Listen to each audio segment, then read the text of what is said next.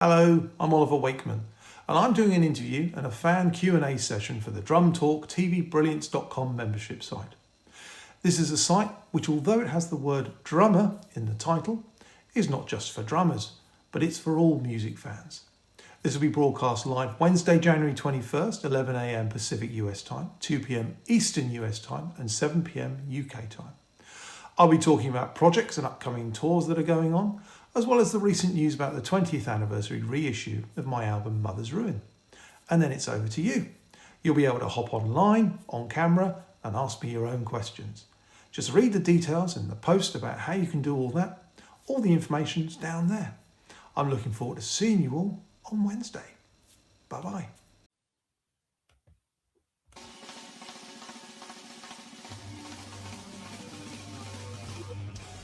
To another Yesshift News Desk edition, talking about some Oliver Wakeman updates. We even have a fan Q&A coming up with him. I'll talk about that in a little bit and get to those other activities as well. He has a reissue of his 2005 album Mother's Ruin coming out. He has touring updates. Rick Wakeman has updates as well, what's going on his end. And there's even a little bit of John Anderson updates. Dave Kersner mentioned something about pre-cruise to the edge, and Asia is involved in a cruise as well. So I'll be catching up basically on some of the news that came out since the final episode of last year. I know Dad and I went live this past Sunday to talk about Tony K's birthday, but this is a chance to catch up on some of that news that's blown by, as well as some of the more recent stuff that's come out and what's coming up. So here we go. Let's catch up on what's happening in the Yes world, the Yes adjacent world, and the prog worlds at large, I guess you could say. So first off, we have the the Oliver, so many Wakemans. Even gonna be touching a little bit on Adam Wakeman's Jazz Sabbath Live in this episode. But yeah, I have all this on a doc. I have this all in order. I'm prepared. So I'm really excited about all of this. So on Wednesday, January 21st at 11 a.m. Pacific, 2 p.m. Eastern, 7 p.m. UK time, we are having Oliver Wakeman on the Drum Talk TV Brilliance site. That's drumtalktvbrilliance.com. And so the way that you would get involved with this Q&A is you would go to drumtalktvbrilliance.com. You would click become a premium member, because even though the beginning part, the interview portion where he'll talk about what's going on with him, what he's working on, even though that portion will be public, it might be the first 15, 20 minutes or so, that'll be on Facebook and YouTube. But the rest of it, the Q&A part where the fans get to ask him questions, that'll be exclusive to premium members of Drum Talk TV Brilliance. You know, not free members, premium members.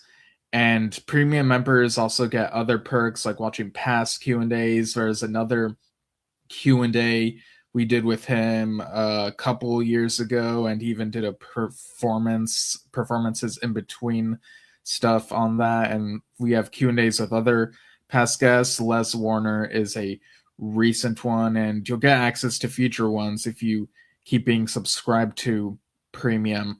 But if you only want access to this particular event and you only want to participate in this, there is a gig pass option. So just go to drumtalktvbrilliance.com.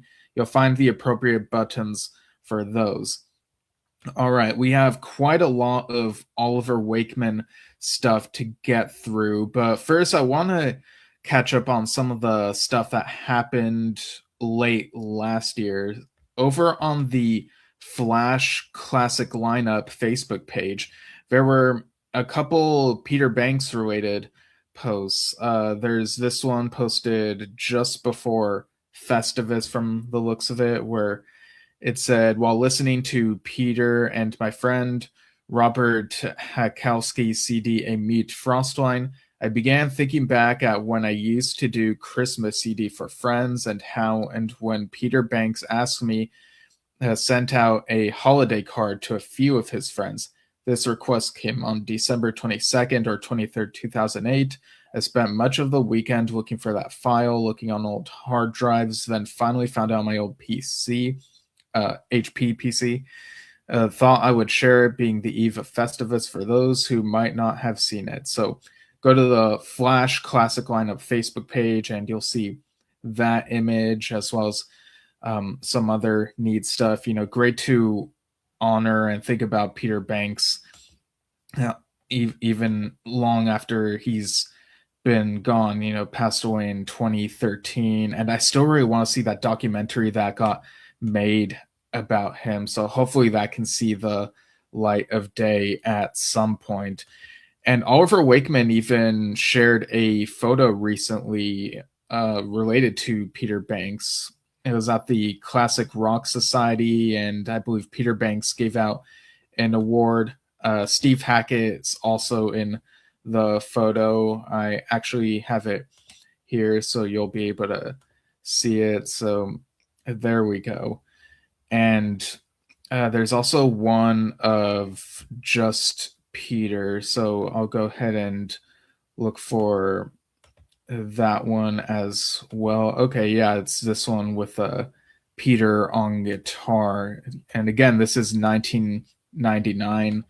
Oliver has been really active on Facebook, sharing all these different memories and also posing discussion points about some albums that he's listened to, like Queensryche stuff, Marillion, Rush, even some interesting Rush discussion. And of course, also talking about albums his father Rick was involved with and the Yes member solo albums, especially the ones from 75, 76, and even a couple of the follow-ups like Song of Seven and Three Ships around Christmas time, I think was another one. Such a great album. Hard to believe that is 40. Like, I know people have mixed feelings about Three Ships, but that to me it's just a classic, So yeah, lots of great stuff on Oliver's page. I mean, y'all have heard me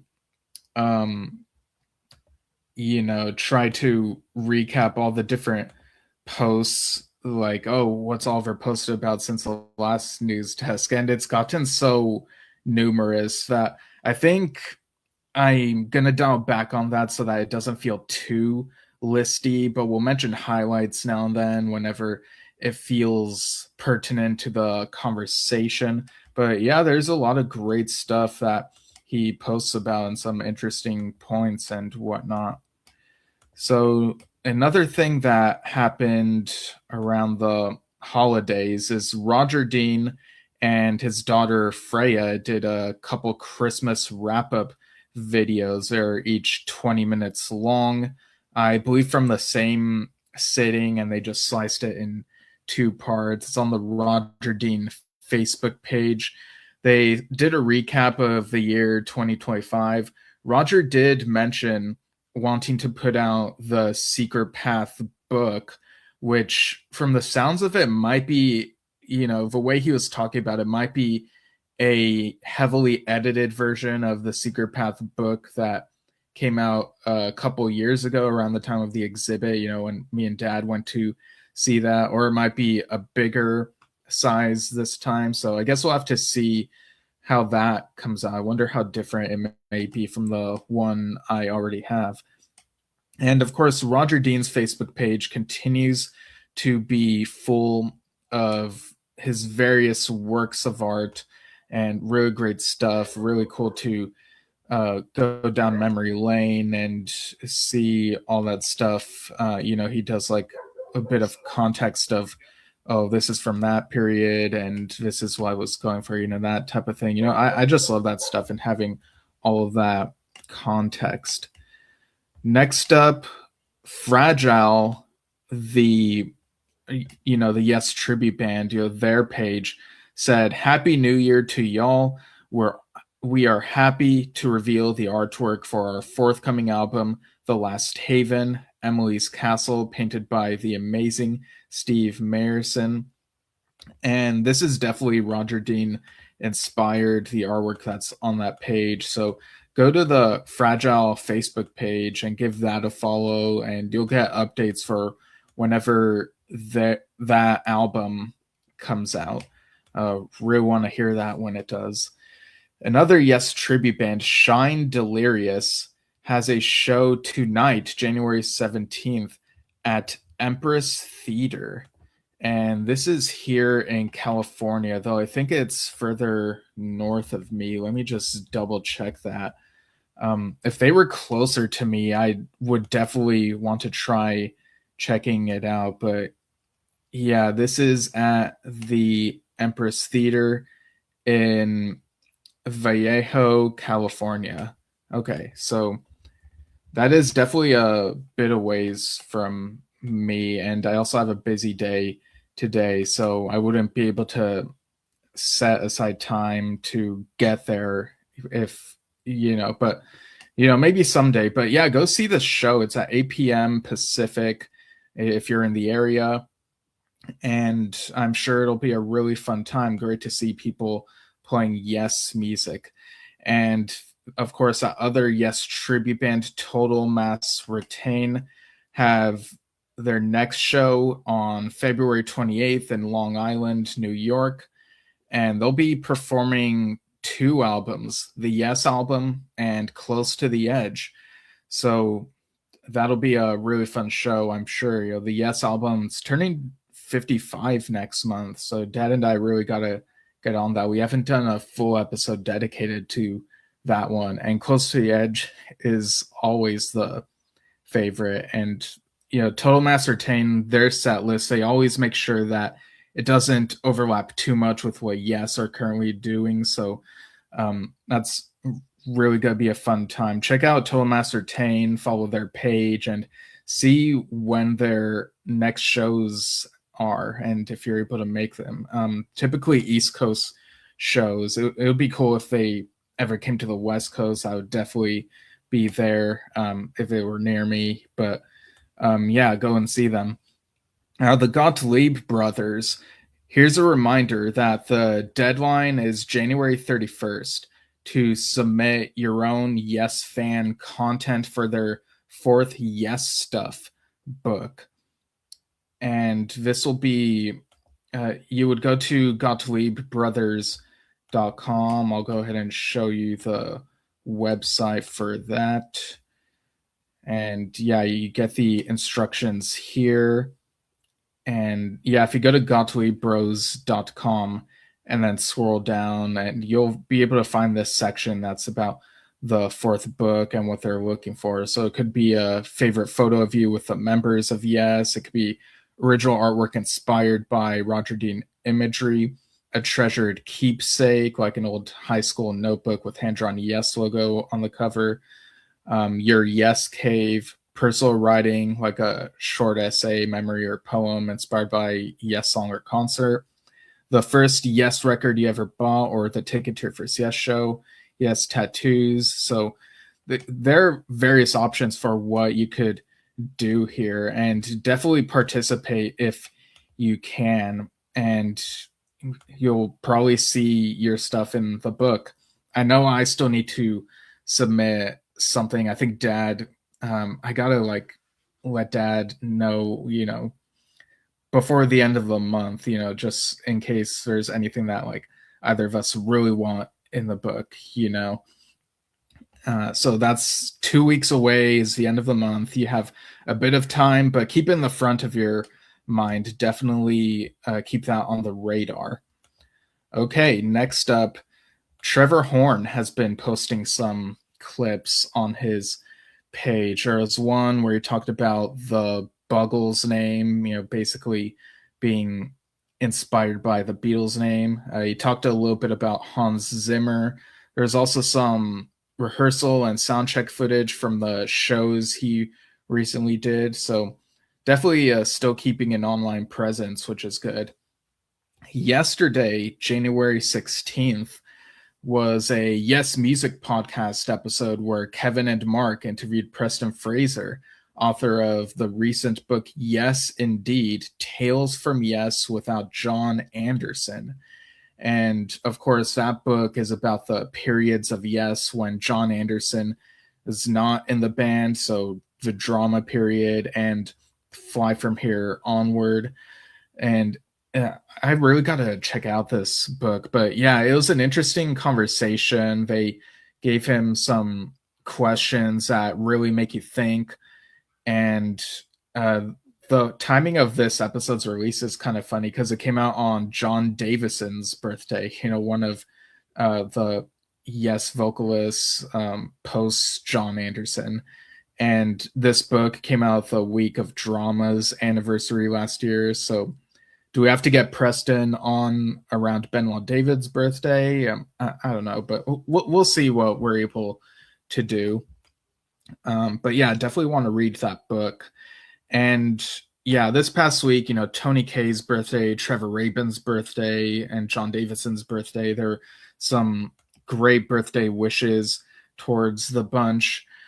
I do think when it comes to John Davison, I wish people would just be nicer, even just on like it really says something about people when even on a birthday they just can't be nice or just scroll past, and that's all I'll say about that. But yeah, much respect to John Davison. Really looking forward to the next Yes album and what he and the current lineup are able to do.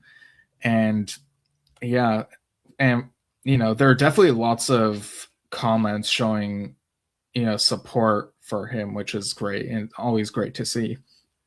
Now, John Anderson, the original Yes vocalist, late December, there was an Ultimate Classic Rock podcast episode where John was interviewed.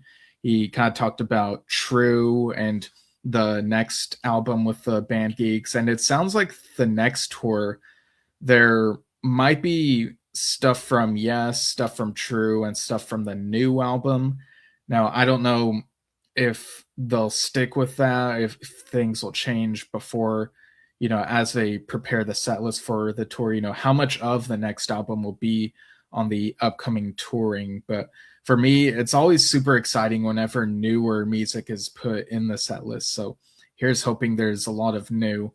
And he provided a little bit of an update of Son of Elias, the Elias of Sun Hillo sequel. It's not anything too different from what we've heard, but nice to know that it's still on his mind. It's still being worked on. But I have the quote right here. He said, "I'm actually working on a large-scale full project simply because my son Damien said to me one day, 'Why don't you do an album called Son of Elias?' And I thought, okay, yeah." I started scribbling and writing a story. He detailed during an sorry, that's the end of the quote. And here's another bit of another sentence. He says, "I just spent the last 4 years creating tons of music for it, and whether it will come out, I don't know, but you just do it because it's inspiring to create music."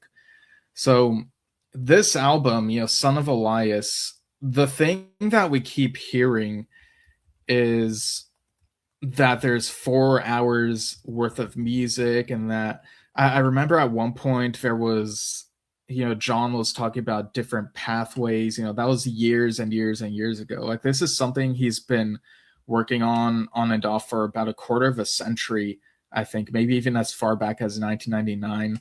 So I really hope that it comes out like not too far into the future. I mean, we're closer now than we were back in the early 2000s or whatever, right? So here's hoping. Another thing going on, of course, Frontiers are re-releasing John Anderson's albums Survival and Other Stories and Earth, Mother Earth. And so for the, I guess you could say as singles or visualizer tastes, to whet fans' appetites. They posted the songs New World from Survival and Other Stories and Time Has Come from Earth, Mother Earth. New World is such a bombastic song. It is so good. Like, how many of you watching or listening right now have listened to Survival and Other Stories? It's such a triumphant opening to that album, and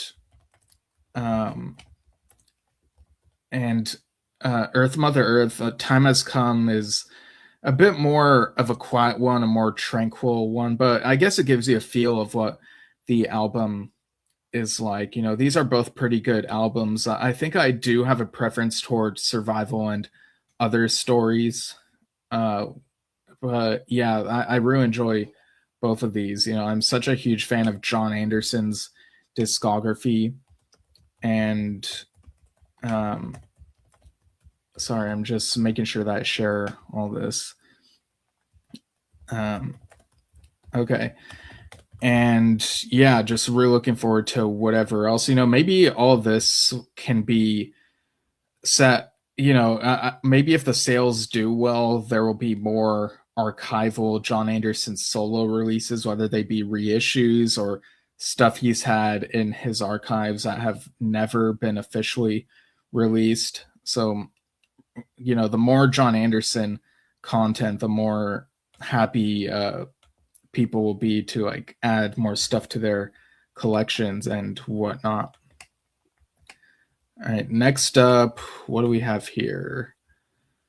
Just scrolling through the document that I have. Okay, Bob Seska received copies of Yes Symphonic Live. I saw that in the photos he showcased the different formats, the vinyl, the Blu-ray, the CD, and the artwork. It looks really great, like the updates to the artwork. And like I've said before, we're having Bob Seska here on the show on Saturday, January 24th, noon Pacific, 3 p.m. Eastern, 8 p.m. UK time. So that'll be a really fun conversation. We'll be able to talk about Symphonic Live and art and what have you. I know that the circumstances for when he was brought on was kind of weird, because it was like, they ended up not getting Roger Dean for it. And as much as we love Roger Dean, I really love Bob Seska's art for Symphonic Live as well, and the stuff that he did for Magnification. So I think it's really great that they were able to get him for those projects. Next up, this is also from Mercury. Mercury is involved with the Symphonic Live re-release, and it looks like here they're also involved with Mother's Ruin. I believe it's the same Mercury, but yeah, it says Mercury Studios celebrates 2 decades of award-winning composer Oliver Wakeman's milestone album, Mother's Ruin, with 20th Anniversary Edition, out March 13th. So this is the press release that came out yesterday, and I'll go ahead and show the image that shows the vinyl version and the CD version of Mother's Ruin. Just getting to the right tab, and then I'll read that whole press release. There we go. Now look at that. You got the globe with the, I guess that's like a drop of magma or lava, or I'd have to look into this a bit more. This album is so unfamiliar to me. I'm not sure that I've listened to anything from it. We've listened to other Oliver Wakeman stuff that's come out even as re-releases in the last couple years.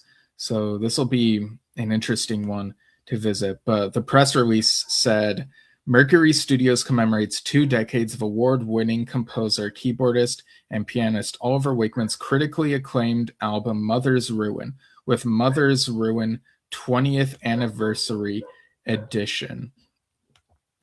And a remixed, remastered, and expanded release out March 13th, 2026. Long unavailable, the prog rock gem will return on all streaming platforms and be released physically on CD and double LP.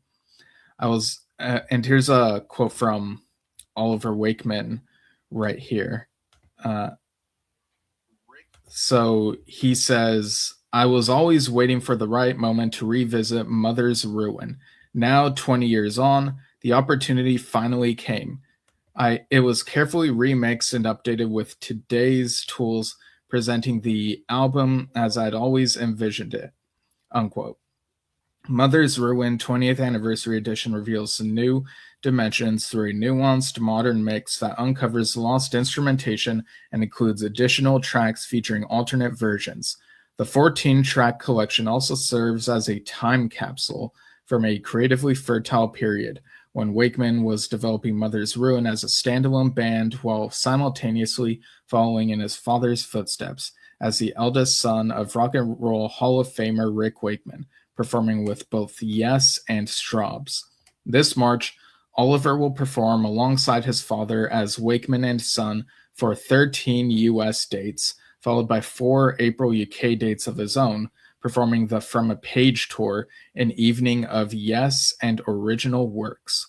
Originally released in November 2005, Mother's Ruin was well received but faced significant setbacks. The record label folded shortly after release while the band was still touring, and the tour cycle was further cut short when Yes summoned Oliver to join the band.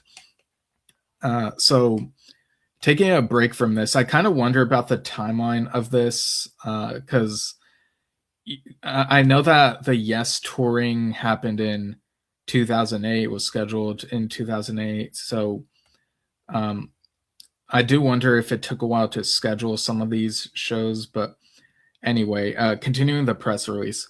Despite these challenges, Wakeman has always remained proud of the album's compositions and musicianship, revisiting the material with longtime mix engineer Carl Groom. Yes, Dragon Force, Threshold, Pendragon allowed the album to be revitalized. Quote, rather than a simple remaster, I wanted to explore what could truly be enhanced. We discovered that several nuances and even entire keyboard parts had been lost in the original mix, partly due to the limited technology and budget constraints at the time, unquote. The bonus material offers a fascinating dive into Mother's Ruin lore, including an early version of Calling for You, featuring original band vocalist Damian Wilson, alongside re-recorded tracks by Mother's Ruin touring vocalist Paul Manzi from a limited run EP that also included Busy Going Nowhere. Originally conceived as a standalone band, Mother's Ruin eventually solidified after 2 lineup changes around the musicians heard on the album. Oliver Wakeman on piano, keyboards, acoustic guitar, and production, Moon Kinnaird on vocals, David Mark Pierce on electric guitars, Tim Buchanan on bass, and Dave Wagstaff, Martin Turner's Wishbone Ash, Steve Howe, on drums and percussion. The resulting album is a masterful, multifaceted work, anthemic and theatrical, ethereal and haunting, elegantly intimate, and brimming with Wakeman's imaginative melodies, adventurous arrangements, and dazzling musicianship. Mother's Ruin 20th Anniversary Edition sits comfortably alongside today's lush orchestral prog metal releases. Wakeman has released solo albums since 1997, with his music featured on BBC One, independent television, and in commercial jingles. He is an in-demand session musician who has collaborated with Steve Howe, Peter Banks, Tony Fernandez, Rick Wakeman, Tracy Hitchings, Bob Catley, and 70s guitar legend Gordon Giltrap. We've actually had him on the show. I was just thinking about that right now. He also appeared on Aerion's top 10 charting album, The Human Equation, alongside James Labrie from Dream Theater, Ken Hensley from Uriah Heep, and Heather Findlay from Mostly Autumn. As a composer, Wakeman has been commissioned to write new age incidental music and film scores. He's won multiple Best Soundtrack Awards for his work on the animated film Yendor by British illustrator and album cover artist Rodney Matthews. From 2008 to 2011, he was a member of Yes, appearing on 2011's Fly From Here and 2019's mini-album From a Page. He was also a member of Straub's during that period. He has been nominated multiple times for Classic Rock Society's Best Keyboard Player Award 3 times. So I'm really excited about this release. Really want to listen to it when it comes out. And again, if I ask Oliver any questions about any of this stuff he's involved in, you know, those people he's collaborated with, or this album that's being reissued, you know, go to drumtalktvbrilliance.com and become a premium member or get a gig pass, and you'll have a chance to ask him. All right, so he also provided tour updates. Let me make sure I get the correct tab for that. This would be, so we know there's Wakeman and Son. There's that tour with Rick, and there's this From a Page tour. And again, always happy when that album gets to have a moment in the limelight. Let's see, is the image coming up or isn't it? Okay, there we go. There's the graphic with the cover and the tour dates. So Oliver Wakeman recently said, I'm beyond excited to announce that due to the great response we had for the first leg, there are now a further 5 dates added for a second leg of the UK tour in November 2026. Here are the new dates, and he included links to the ticket pages. So it looks like the UK dates are November 4th in Taunton, November 6th, oh, that's my birthday, in Leek, November 7th in Kinross, November 8th in Settle, November 13th in Laudham. And yeah, so there you go. There's those. And of course, the first leg is in April. So you got shows in Trading Boundaries and Fletching on the 4th, Milton Keynes on the 7th, Cardiff on the 10th, and Worcester on the 11th of April. The band will feature Haley Griffiths, Scott Hyam, Oliver Day, and Dan Nelson. And he provided another tour update, the update being the band increases in size. So let me go ahead and get the photo that accompanied that announcement. And there we go. There's the 2 of them standing together, or you'll see it in a moment if you're watching the video, I think. The announcement read, as with my post earlier about there being 5 more dates added to the From a Page tour where we'll be playing songs from the Yes record, I also wanted to add a bit more news about in addition to the band. I'm delighted to announce that my son Arthur will be joining us on stage for some of the set to help out on second keyboards. Arthur has been playing piano for quite a while and has performed with me twice before at the charity concerts I organized with my wife in 2023 and 2024. It seemed quite fitting as I will have just come back from a tour with my dad. I'm sure you'll join me in welcoming Arthur to his first taste of life on the road. Here are the tour dates, and he included the April and November tour dates. So that's quite fun that there's this Wakeman and Son tour, and you kind of get another Wakeman and Son kind of touring. So that's really cool. And best wishes to Arthur on this tour. I'm sure it'll be a really fun experience. And, you know, like I've been saying, I would love to see this tour come to the US, especially on the West Coast, as that would be easy for me. You know, I got to see From a Page, that album, live. I just got to. I hope at the very least they record a video and maybe are able to put that out at some point. But we'll just have to wait and see, I suppose. And like I said, Oliver is very active on his Facebook page, starting discussions about albums and singles as he goes through some of his stuff he's collected over the years. And there are lots of really fun discussions there. There's even a little bit of Keys to Ascension discussion, which will be relevant in just a bit. But moving on to Rick Wakeman. This info comes from Rick's Ramblings, which he posted earlier this month. He said that some of this month is made up of days with the ghostwriter for the 5th autobiography, and this one will be different from all the previous ones and will not be a third grumpy old rock star either. There will be fun anecdotes for sure, but I also want very much to get my musical life down on paper and thoughts as to why things happened and put to bed stuff that has been written in the past that I simply shake my head at.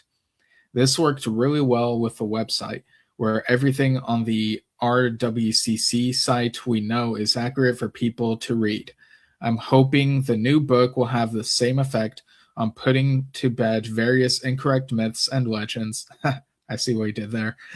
And actually opening eyes as to what really went on at certain times. Yeah, I actually have not read either of Rick Wakeman's autobiographies. I really want to, though, so maybe this new book, whenever it comes out, will be the push, or maybe we need to read something before then. I don't know when this one is coming out, but yeah, it's kind of an embarrassing blind spot for me, but really excited about this one. I wonder what periods it will cover. Maybe it'll cover some of the more recent periods. Will cover a bit of ARW, that time period. I don't know, but I'll give it a read when it comes out.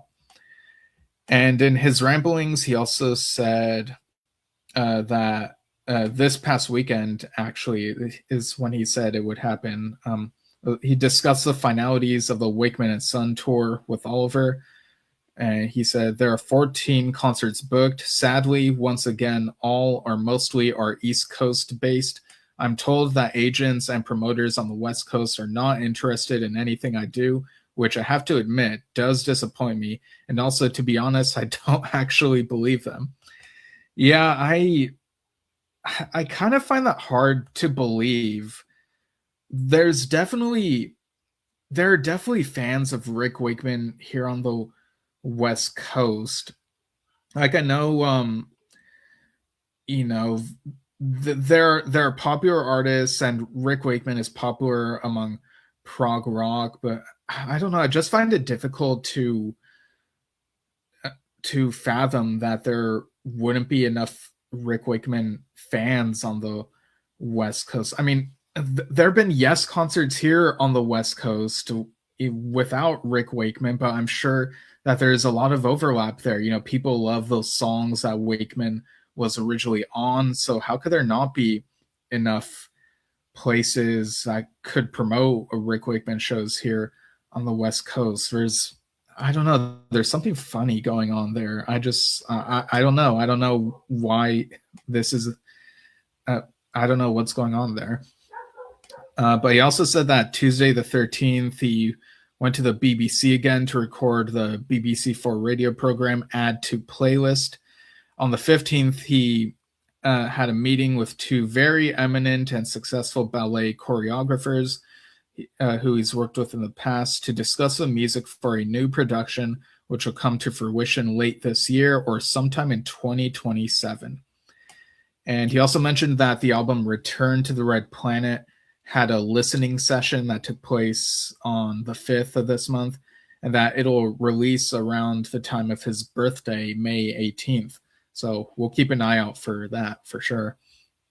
On the 26th, he says, I'm having a long management meeting to discuss all things 2026 and beyond and make definitive plans and dates to go with them.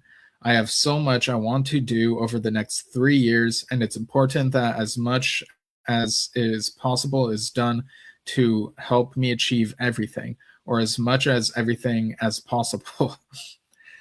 Yeah, that's really great that he's planning out stuff to do still over the next 3 years, pretty much throughout the rest of his 70s. And, we've heard a bit about it here, and maybe there's some other stuff we just don't know about yet. And he said on the 19th and 26th, Mark Jeeves and I will be recording some more podcasts. Incidentally, I hope you liked the pantomime, which we recorded in Ipswich during the Saving Strays Christmas concert, which I'm pleased to say, along with the concert in Norwich, raised over £24,000, for which all of us at the charity are so grateful. It's great to hear. And yeah, on this podcast, there was a pantomime, and more recently, there's a new episode, first new episode of the year for the Myths and Legends of Rick Wakeman podcast. And he talked a little bit about the Keys to Ascension period. There was a bit where it sounded like he was mixing up the years because he kept saying 89. So I think he was kind of, the year of the ABWH reunion and the Classic Yes reunion. I think maybe he got the years mixed up, but everything else sounded like it was pretty spot on. He mentioned that when he was called in to meet with what would be the current lineup for, basically in 1995, he mentioned in the podcast that he was told that he'd be meeting with John, Chris, Alan, and Trevor Rabin, and that intrigued him because that lineup has not been done. Different managers called him, and he was told that Trevor Rabin would be there, but when he got there, it was Steve Howe. So I do kind of wonder if, and Rick says that, which was fine because we worked together and all that, but I do wonder, was Trevor originally for sure attached, or did someone say something to someone else before there's confirmation? Was this after Trevor had firmly decided he doesn't want to continue with Yes?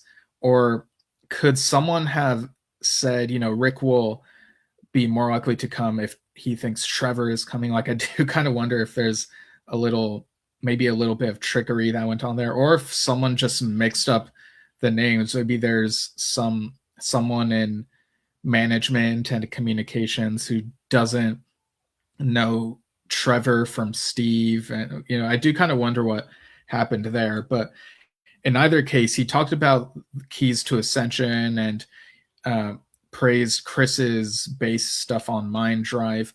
But of course, mentioned how he had said early on he has a tour coming up on these dates, and then Yes Management scheduled a tour for around the same time, and Rick had to basically say no. And they even, to have the audacity to ask Rick to cancel his solo tour when he got all these different players involved for the solo tour and all these promises made and stuff, that's a silly thing to happen. I totally respect and understand why Rick left when he did. I know people in Yes fandom kind of make a joke of how, Rick, he always leaves, but I think it was the right choice for Rick to leave at that point. If he had to choose between the tours and they couldn't delay the Yes tour for him. And out of that, we ended up getting Open Your Eyes and then The Ladder and then Magnification. Rick came back after all that anyway. So, it worked out how it worked out. But yeah, the Keys to Ascension period is such an interesting one. And like I said, Oliver posted about the studio tracks and the live tracks and how he wished that they had initially all been on separate releases. He compared it to how on From a Page he wanted the studio stuff to stand first, as opposed to being buried under the live from Leon tracks. And yeah, there's a lot of Keys to Ascension discussion. It always feels like there's a resurgence with Keys to Ascension whenever anyone brings up that material. But funny enough, on Rick's podcast, he also briefly mentioned that Keys to Ascension is coming out again. And recently, within the last couple weeks, over in the YMP discussion group, the Yes Music podcast group, Jeff Bailey got a copy of Prog magazine, and Jeff said that it says Spirit of Unicorn will release studio and live versions of Yes's Keys to Ascension. So that really excites me, because it's like, how are they gonna package it? Is it gonna look like how they originally were, with Keys to Ascension 1 and 2 having the live tracks and then the studio tracks on each volume? Or are they gonna do a thing where it's Keys studio and then the live album? Or are they gonna do something different altogether, where you have a disc that has that is and be the one, not in that order, in reverse order, a disc that has the live album, a disc that has the studio stuff from Keys to Ascension 2, or maybe the live album. I don't know. There's a few different ways I could do it. Will they re-release the video as well? Because we know there's an official video. Really curious, like, just how they do this and when will it come out. It would have to be, this year, 2026, is the 30th anniversary of Keys to Ascension 1 and the San Luis Obispo concerts.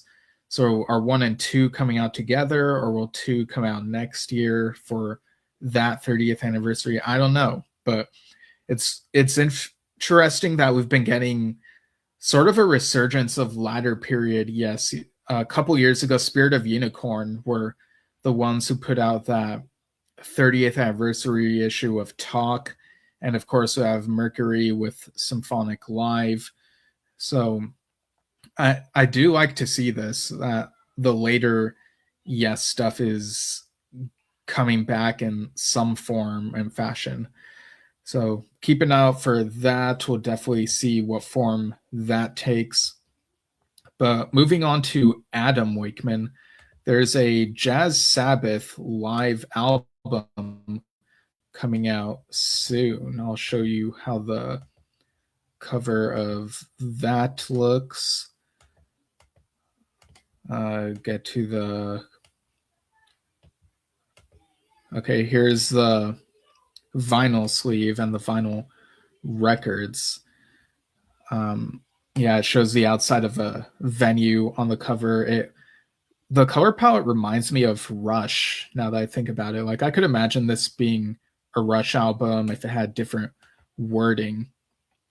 But yeah, there was a listening session for this album earlier this month, and I was really firm on wanting to get to it, but then stuff came up and I just was able to make it. The next listening session is February 7th, but it would be at 2 a.m. Pacific. So it's like, how late am I willing to stay up? And of course, you could go find Jazz Sabbath on Bandcamp.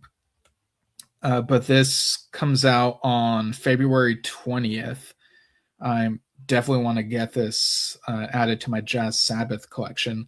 The tracks include, and these are all live, obviously. The tracks include Black Sabbath, The Wizard, War Pigs, Behind the Walls of Sleep, Iron Man, Fairies Wear Boots, Hole in the Sky, Paranoid, Into the Void, Rat Salad, and Children of the Grave. So I was able to see Jazz Sabbath perform live about 2 summers ago, I think it was, when it was here in LA. So great to have an official live recording like this, another bit of history for this really fun project. Next up on the news, we also have a reminder of we also have like the tour dates for the Jazz Sabbath stuff. Let me share the image of that. It might be kind of small for the screen, but let me just see how that looks. Is it this one? I gotta scroll a bit more. Okay, there it is. All right, so the text might look small on the screen, but their next show is May 25th in Leeds, UK. And then it looks like they go to other places in Europe from late August onward. Definitely a lot in September and October. And under that, it says more to be announced. So I do wonder if there will be stuff announced for within that gap between May and August, or if there will be some 2027 stuff announced way ahead of time. I'm guessing maybe the former, or who knows, maybe they're it would be really tight to try to fit between some of these September and October things. But yeah, we'll see what ends up happening with all of that. And there is also the list of tour dates for Pete Roth Trio, which Bill Bruford is, of course, involved with. A little reminder of the January through April 2026 tour dates. They're performing in Bristol, Beacon in the UK tomorrow, January 18th. And then they got a few other UK dates in late January, 27th, 28th, 29th, 30th. And then they're in Spain on February 22nd and 23rd, in Madrid and Barcelona. And March 4th through 8th, they're on Cruise to the Edge. And then April 30th, they're in Guildford Jazz in Guildford, UK. I think that's International Jazz Day, isn't that? I don't remember if that's at the end of April or beginning of April, but really great stuff. And I'll be interested in hearing, what it's like having Bill on the cruise. But speaking of the cruise, we of course know that Dave Kersner is one of the many artists who will be on Cruise to the Edge, but he also announced a pre-cruise event. So he says, I've put together an all-star prog group for the Cruise to the Edge pre-cruise concert event at Magic City Casino on March 3rd. Joining me on stage will be Fernando Perdomo, Matt Dorsey, Billy Sherwood, Durga McBroom, Derek Cintron, Randy McStein, Marco Miniman, Francis Dunnery, Wes Dirth, and more. We'll be playing some of my solo album tunes, as well as Sound of Contact, In Continuum, Arc of Life, Genesis, and who knows, it's going to be awesome. I'm really looking forward to celebrating Cruise to the Edge's 10th anniversary with the cruise and this newly announced pre-cruise show. It's been a while since we've done one. Honored to be invited to do our third pre-cruise party. Let's prog. And he also previously announced, of course, some of this lineup for the cruise. So there are a couple of newer names on here. I think Randy and Marco might have been added. And I'm, of course, curious about the more part. But yeah, this will be a really fun time. Really great to hear that. This I always get FOMO when I hear about Cruise to the Edge, but then I think about, planning, what would it take to try to get on the cruise, and then, stuff comes up, and then we just don't end up, it's not something that's always on our radar. Like, should we go on this cruise? Even though I'm sure it'll be a really fun time, but maybe one day, I don't know. We'll see. It always depends on circumstances and what's going on. But there's also this other cruise involving trading boundaries. Let me get the awesome banner image for that. So Asia Acoustic will be on this Trading Boundaries voyage, and this will include Jeff Downs, Sean Mitchell, and Harry Whitley. The press release for this said, "Welcome on board Acoustic Asia. We're delighted to announce that Acoustic Original Asia will be on board for both of our upcoming voyages, making our July 2026 river cruises along the Rhine truly unmissable for fans and music enthusiasts alike. Asia has captivated audiences worldwide since their formation in the early 80s, blending progressive rock roots with unforgettable melodies and anthems that continue to inspire generations. On board, you'll enjoy the perfect fusion of incredible music, stunning landscapes, and the relaxed sophistication of river cruising, all set with a unique immersive experience that goes far beyond a conventional concert. To find out more and to secure your place, visit voyage.tradingboundaries.com. So that'll be really exciting. You basically get the current Asia lineup, but without the drums. And I wonder what the set list will be and if they'll film it. And again, I'm really glad that the shows that they did at Trading Boundaries last year, that seems like those are getting releases to commemorate that and have a historical record so that people can check all of that out. And regarding Asia and John Wetton's legacy, I did see that Lisa Wetton shared a post saying Lexicon is coming in 2026. I think it was her that shared that, but yeah, in their year-end show, Dad and I showed the image of Lexicon, which said 2005 to 2025, and we wondered, are there some unfinished recordings that got finished,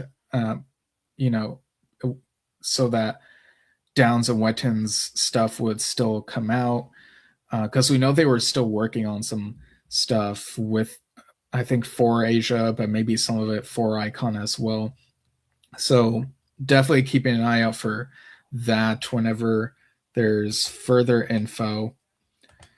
And this other thing, speaking of Downs and Downs Braid Association and all that, Chris Braid over on his Bandcamp has this thing called Wondrous Stories. I guess you could call it an EP based on the length. But this, and I read up a little bit about this on Henry Potts' site, Bondagazoo. Apparently this got listed back in December, became available in December, I guess. You can listen to the tracks that are on there.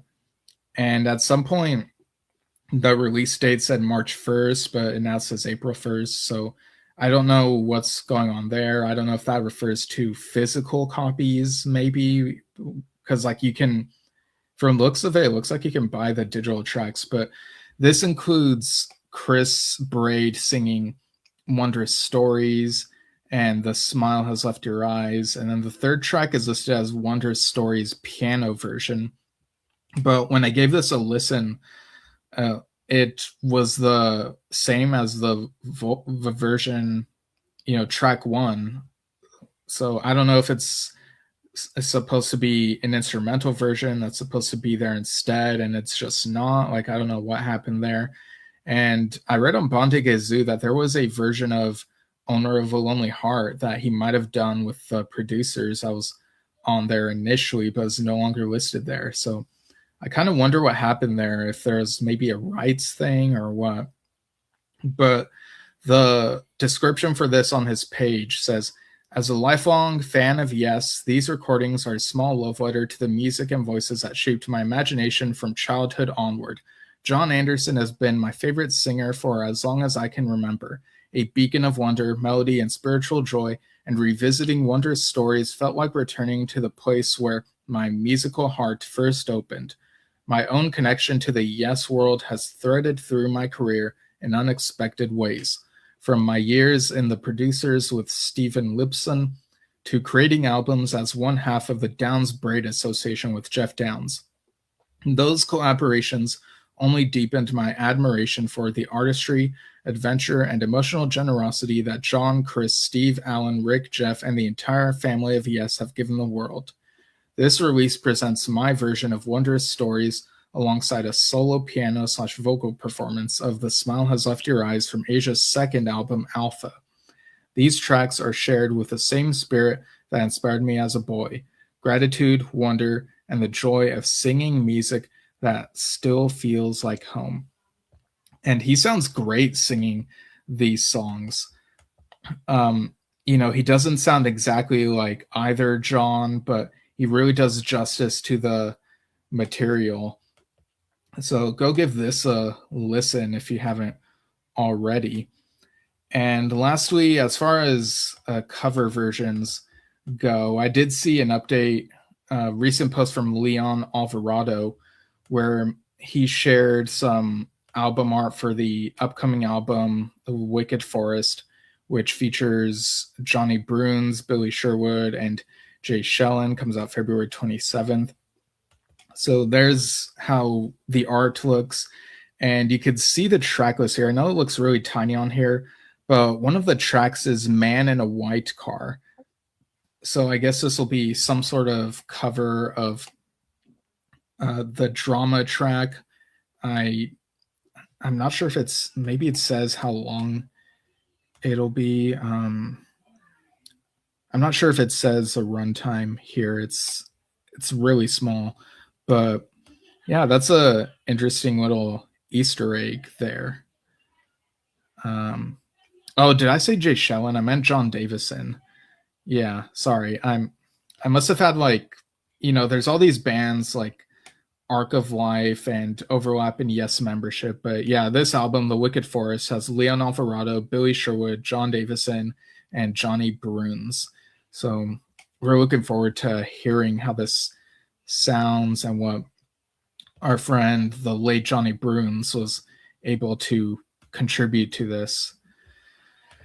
So that's a lot of news to go through. It took about an hour, but what an hour it was going through what's happened recently, what's coming up.